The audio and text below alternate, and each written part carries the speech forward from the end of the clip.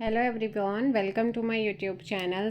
हमारा growing up as a learner यानी कि अधिगमकर्ता के रूप में विकास, जो कि हमारा फर्स्ट ईयर या फर्स्ट सेमेस्टर में आपका ये होता है। इसी से रिगार्डिंग आपके जो एग्ज़ाम्स में क्वेश्चन पूछे जाते हैं, जैसे शिक्षा एवं मनोविज्ञान के अर्थ को स्पष्ट करते हुए इनके संबंध को दर्शाइए। शिक्षा के क्षेत्र में मनोवैज्ञानिक सिद्धांत का उपयोग शिक्षा मनोविज्ञान है। इस कथन के संदर्भ में माध्यमिक विद्यालय के शिक्षक के लिए शिक्षा मनोविज्ञान की ज्ञान की उपयोगिता स्पष्ट करनी है। या इसी को पूछा गया कि शिक्षा मनोविज्ञान की परिभाषा दीजिए। इसे शिक्षक प्रशिक्षण पाठ्यक्रम में क्यों शामिल किया जाना चाहिए, इसका सकारण समझाइए, रीज़न के साथ बताना है। शिक्षा मनोविज्ञान शिक्षा के क्षेत्र में मनोवैज्ञानिक सिद्धांत एवं निष्कर्षों का प्रयोग है, विवेचन करना है। या शिक्षा और मनोविज्ञान में क्या संबंध है, मनोविज्ञान को परिभाषित कीजिए। मनोविज्ञान शिक्षा प्रक्रिया को कैसे इफेक्ट करता है, समझाइए। तो इसमें सबसे पहले क्या करेंगे, अब इसमें से कोई भी क्वेश्चन आपका पूछता है तो सबसे पहले आप एजुकेशन के बारे में बताएंगे। शिक्षा शब्द संस्कृत के शिक्ष धातु से बना है, जिसका अर्थ है सीखना या सिखाना। अंग्रेजी भाषा में शिक्षा का पर्याय होता है एजुकेशन, जो कि लैटिन भाषा के एडुकेटम से बना है। एडुकेटम दो शब्दों ई और ड्यूको से मिलकर बना होता है। ई मतलब अंदर से, ड्यूको मतलब बाहर आना या आगे बढ़ना। अतः शिक्षा का मतलब क्या होता है, आंतरिक शक्तियों के विकास या सीखने सिखाने की प्रक्रिया से है। एजुकेशन के समानांतर एक शब्द एजुकेयर है, जिसका अर्थ है शिक्षित करना, उठाना, सामने लाना, नेतृत्व देना। ये सभी अर्थ शिक्षा की प्रक्रिया की ओर क्या करते हैं, संकेत। वहीं महात्मा गांधी जी कहते हैं कि शिक्षा से मेरा तात्पर्य बालक एवं मनुष्य के शरीर, मन एवं आत्मा के सर्वांगीण एवं सर्वोत्कृष्ट विकास से है। पेस्टालॉजी के अकॉर्डिंग शिक्षा मनुष्य की जन्मजात शक्तियों का स्वाभाविक, समरस और प्रगतिशील विकास है। कॉलेस्निक के अकॉर्डिंग शिक्षा मानव की शक्तियों तथा निहित योग्यताओं का क्या है, विकास है। तो दो परिभाषा याद कर लीजिएगा, एक पेस्टालॉजी के अकॉर्डिंग, एक गांधी जी के अकॉर्डिंग, है ना। इसी प्रकार अनेक विद्वानों ने समय समय पर शिक्षा को अलग अलग रूप में डिफाइन किया है, मतलब उसकी परिभाषा दी है। जैसे संक्षेप में हम कह सकते हैं कि शिक्षा क्या है, एक सतत सौदेश्य एवं सामाजिक प्रक्रिया है, जिसके द्वारा मनुष्य की जन्मजात शक्तियों का क्या होता है, विकास, उसके ज्ञान एवं कला कौशल में वृद्धि एवं व्यवहार में परिवर्तन किया जाता है, और इस प्रकार उसे राष्ट्र एवं समाज की आवश्यकता के अनुरूप सभ्य, सुसंस्कृत एवं श्रेष्ठ नागरिक बनाया जाता है। इसके द्वारा व्यक्ति एवं समाज दोनों क्या करते हैं, निरंतर विकास करते हैं। किसके द्वारा, एजुकेशन के द्वारा। मनोविज्ञान का अर्थ, मीनिंग ऑफ साइकोलॉजी। मनोविज्ञान विकास दर्शन शास्त्र से हुआ है, इसका विकास। मनोविज्ञान का क्षेत्र बदलता रहता है, मतलब चेंजेस होता रहता है।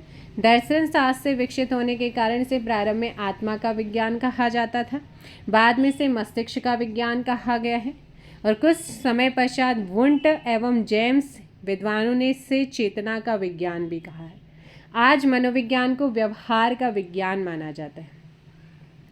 तो ये तो हो गया कि मतलब क्या, यहाँ से आप एक दो लाइन उठाएंगे, उसके बाद आएंगे मेन पॉइंट है मनोविज्ञान साइकोलॉजी। ग्रीक भाषा का शब्द है, जो दो शब्द साइको और लोगस से मिलकर बना होता है। साइको का अर्थ है आत्मा यानी कि सोल, और लोगस का अर्थ होता है विज्ञान यानी कि साइंस, अर्थात आत्मा का विज्ञान, साइंस ऑफ सोल। 16वीं शताब्दी में आत्मा का स्थान मस्तिष्क ने ले लिया, बाद में से सचेतन व अचेतन का विज्ञान माना गया। व्यवहारवादियों ने मनोविज्ञान को व्यवहार का विज्ञान माना है। इस प्रकार मनोविज्ञान का कोई एक अर्थ नहीं है। मैकडूगल क्या कहते हैं, मैकडूगल कहते हैं मनोविज्ञान आचरण एवं व्यवहार का सकारात्मक विज्ञान है, positive science. Psychology is a positive science of a conduct and behaviour. Boring के अकॉर्डिंग मानव विज्ञान मानव प्रकृति का अध्ययन है, मतलब वो कहते हैं कि जो मनोविज्ञान है, जो साइकोलॉजी है, वो ह्यूमन नेचर का स्टडी है, यानी कि psychology is the study of human nature. Kolesnik कहते हैं कि मनोविज्ञान मानव व्यवहार का विज्ञान है, अर्थात psychology is the science of human behaviour. वो कहते हैं कि जो मनोविज्ञान है वो मानव व्यवहार यानी कि ह्यूमन बिहेवियर का क्या है, विज्ञान है। अब यहाँ पर विभिन्न परिभाषाओं के आधार पर ये कहा जा सकता है कि मनोविज्ञान वह विधायक विज्ञान है जिसमें मनुष्य और पशु पक्षी के बाह्य और आंतरिक व्यवहार के कारक, प्रेरक एवं नियंत्रक तत्वों का क्या होता है, वैज्ञानिक अध्ययन किया जाता है और विभिन्न परिस्थितियों में उनके व्यवहार को नियंत्रित करने की वस्तुनिष्ठ विधियों का क्या किया जाता है, विकास किया जाता है। अब आते हैं इनमें संबंध क्या है। पहले आपको दोनों का ही डेफिनेशंस देना होगा, दोनों को एक्सप्लेन करना होगा, उसके बाद संबंध में आएंगे। शिक्षा मनोविज्ञान कला कौशल में वृद्धि और उसके व्यवहार में परिवर्तन लाने वाली क्या है, एक प्रोसेस है, एक प्रक्रिया है। और मनोविज्ञान में मनुष्य के व्यवहार के कारक, प्रेरक एवं नियंत्रक तत्वों का क्या किया जाता है, अध्ययन। स्पष्ट है कि इन दोनों का संबंध मानव व्यवहार से है, अतः दोनों में निकट संबंध होना चाहिए। इन दोनों के संबंध को एक दूसरे पर पड़ने वाले प्रभावों द्वारा सरलतापूर्वक समझा जा सकता है। जैसे मनोविज्ञान का शिक्षा पर प्रभाव है ना, तो यहाँ पर मनोविज्ञान ने शिक्षा के संप्रत्य, उद्देश्य, पाठ्यचर्या, शिक्षण विधि आदि सभी को इफेक्ट किया है। ये शिक्षा की समस्त समस्याओं का समाधान मानव व्यवहार के आधार पर करता है। मनोविज्ञान के शिक्षा पर प्रभाव को जो है इन पॉइंट्स निम्नलिखित बिंदुओं से समझा जा सकता है। जैसे मनोविज्ञान और शिक्षा का संप्रति, कभी कभी क्या होता है, कभी शिक्षा का ज्ञान पर्याप्त समझी जाती थी। मनोविज्ञान ने स्पष्ट किया कि शिक्षा ज्ञान के विकास और मनुष्य के व्यवहार में परिवर्तन करने का साधन है। आज शिक्षा मनुष्य के व्यवहार, शारीरिक या मानसिक में परिवर्तन करने का क्या है, साधन मानी जाती है। मनोविज्ञान और शिक्षा के उद्देश्य, मनोविज्ञान शिक्षा के उद्देश्य निश्चित करने में तो कोई प्रभाव नहीं डालता, लेकिन वह दार्शनिकों, समाजशास्त्रियों, राजनीति शास्त्री, अर्थशास्त्रियों के द्वारा निश्चित शिक्षा के उद्देश्य को प्राप्त करने की संभावना स्पष्ट करता है। और ये स्पष्ट करता है कि शिक्षा के किस स्तर पर कौन से उद्देश्य किस सीमा तक प्राप्त किए जा सकती। परिणाम यह है कि अब शिक्षा के विभिन्न स्तरों के लिए अलग अलग उद्देश्य निश्चित किए जाते हैं और उनकी सीमा भी निश्चित होती है। मनोविज्ञान और शिक्षा की पाठ्यचर्या, मनोविज्ञान ने स्पष्ट किया कि बच्चों की शिक्षा उनकी जन्मजात शक्तियों और पर्यावरण, इन दो तत्वों पर निर्भर रहती है। चूँकि जन्मजात शक्तियाँ रुचि और रुझानों की दृष्टि से अलग अलग आयु वर्ग के बच्चों में बड़ी भिन्नता होती है, उनकी आवश्यकताओं में भी बड़ी भिन्नता होती है, इसलिए किसी भी स्तर की शिक्षा की पाठ्यचर्या का निर्माण उस स्तर के बच्चे की आयु, रुचि, रुझान और आवश्यकताओं को ध्यान में रखकर ही करना चाहिए। और आज की जो हमारी नई एजुकेशन पॉलिसी है वो यही कहती है। मनोविज्ञान और शिक्षण विधियाँ, मनोविज्ञान का सबसे अधिक प्रभाव शिक्षण विधियों पर पड़ता है। और मतलब जो शिक्षण विधियाँ होनी चाहिए वो कैसी होनी चाहिए, तर्क वितर्क करने वाली होनी चाहिए, है ना। तो यहाँ पर इसको आप रीड कर लीजिएगा। मनोविज्ञान और अनुशासन, मनोविज्ञान ने मनुष्य की मानसिक क्रियाओं को 3 वर्गों में विभाजित किया, संज्ञानात्मक, भावात्मक और क्रियात्मक।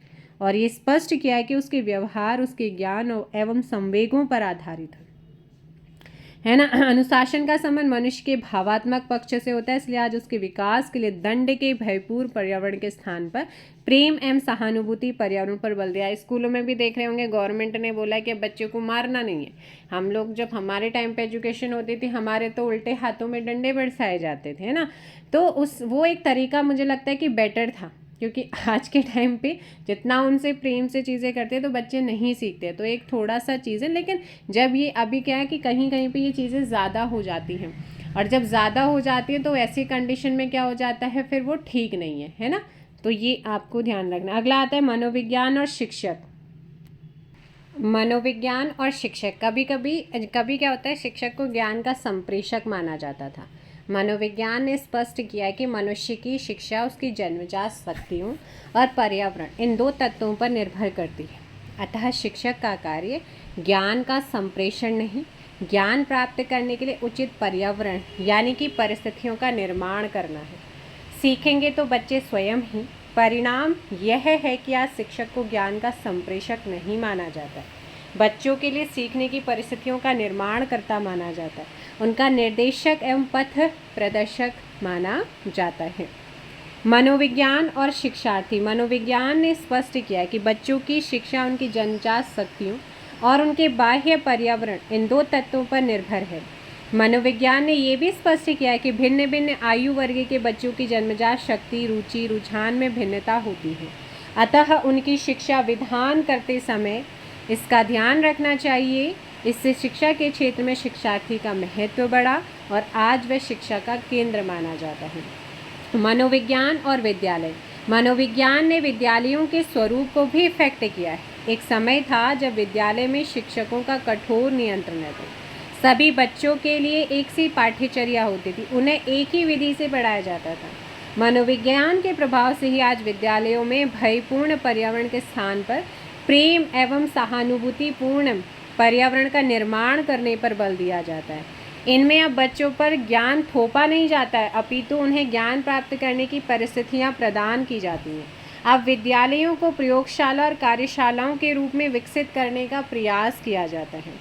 मनोविज्ञान और शिक्षा की अन्य समस्याएं। मनोविज्ञान ने शिक्षार्थियों की योग्यता, क्षमता, रुचि, रुझान की परख करने की उचित विधियों का डेवलपमेंट किया है, जिनकी सहायता से अब बच्चों को शैक्षिक एवं व्यावसायिक निर्देश देना संभव है।